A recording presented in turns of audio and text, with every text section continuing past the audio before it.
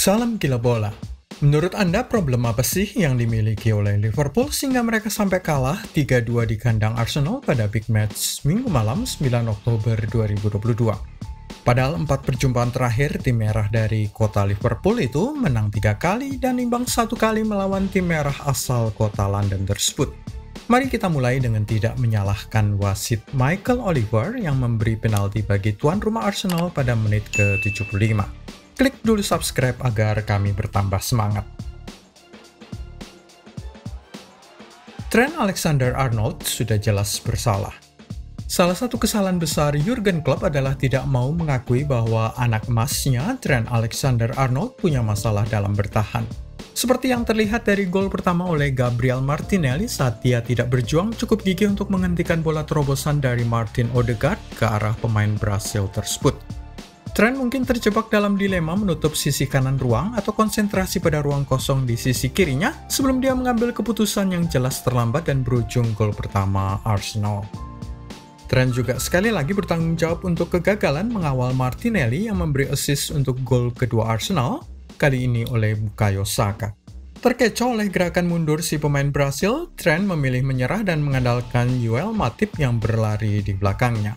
Di setiap pertandingan, Trent kini menjadi target pemain lawan menjadi titik masuk serangan lawan. Adakah kesalahan Jurgen Klopp? Formasi yang sama sejak pertama kali datang ke Anfield sampai dengan hari ini. Sudah 7 musim menggunakan formasi dan taktik yang sama. Lawan-lawan sudah tahu cara menghadapi pertahanan tinggi di lapangan lawan seperti yang dilakukan oleh Liverpool. Selain itu ada masalah pemain yang semakin tua yang tidak diremajakan, terutama di posisi gelandang. Mereka akan kesulitan saat harus berlari mundur untuk membantu pertahanan. Tidak memiliki kedalaman skuad seperti yang dilakukan oleh Manchester City.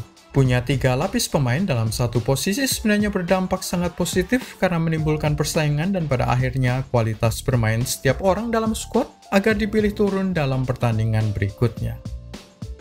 Jurgen Klopp terlalu percaya diri bahwa skuad yang menantang 4 gelar sekaligus pada akhir musim 2021-22, memenangi Piala FA, Piala Liga atau EFL Cup, gagal di final Liga Champions dan kalah tipis dari Manchester City di Liga Inggris, masih cukup kuat untuk menjadi penantang gelar sekali lagi.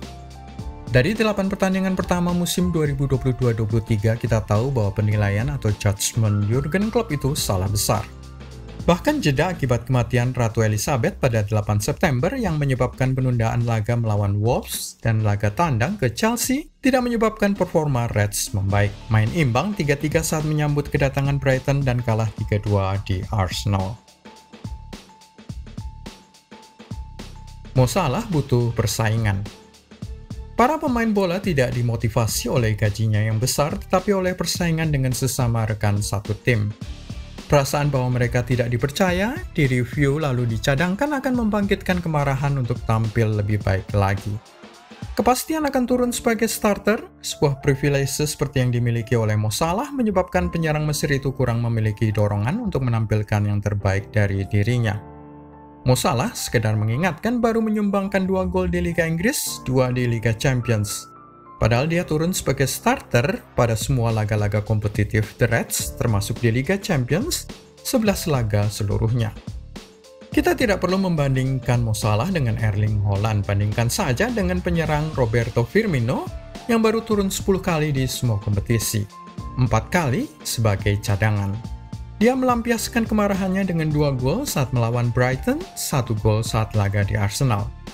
Ditambah dengan 2 golnya saat mereka pesta 9 gol melawan Bournemouth dan 1 gol dalam kemenangan lawan Newcastle, total pemain Brasil berusia 31 tahun ini sudah menyumbangkan 6 gol di semua kompetisi plus 3 assist. Tidak adakah hal yang positif? Ada kebangkitan kembali Darwin Núñez. Golnya dari hasil umpan silang Luis Diaz tiba di saat yang tepat untuk membangkitkan kepercayaan dirinya setelah datang dengan nilai 1,2 triliun rupiah pada musim panas 2022. Apa pekerjaan rumah yang harus dilakukan Klopp? Menjual beberapa pemain pada jendela transfer Januari 2022 guna mengirim ancaman kepada skuad bahwa tidak ada seorang pun yang aman. Alex Oxlade-Chamberlain, Naby Keita, dan Jordan Henderson seharusnya sudah masuk daftar jual sejak musim panas 2022. Sudah saatnya Mo Salah dicadangkan dan Trent digeser ke posisi winger kanan membantu serangan. Serahkan posisi bek kanan pada Joe Gomez yang terlihat lebih bagus saat menghadapi Arsenal. Kemudian mendatangkan 2-3 pemain baru di posisi gelandang guna memberi persaingan pada pemain tengah yang ada saat ini.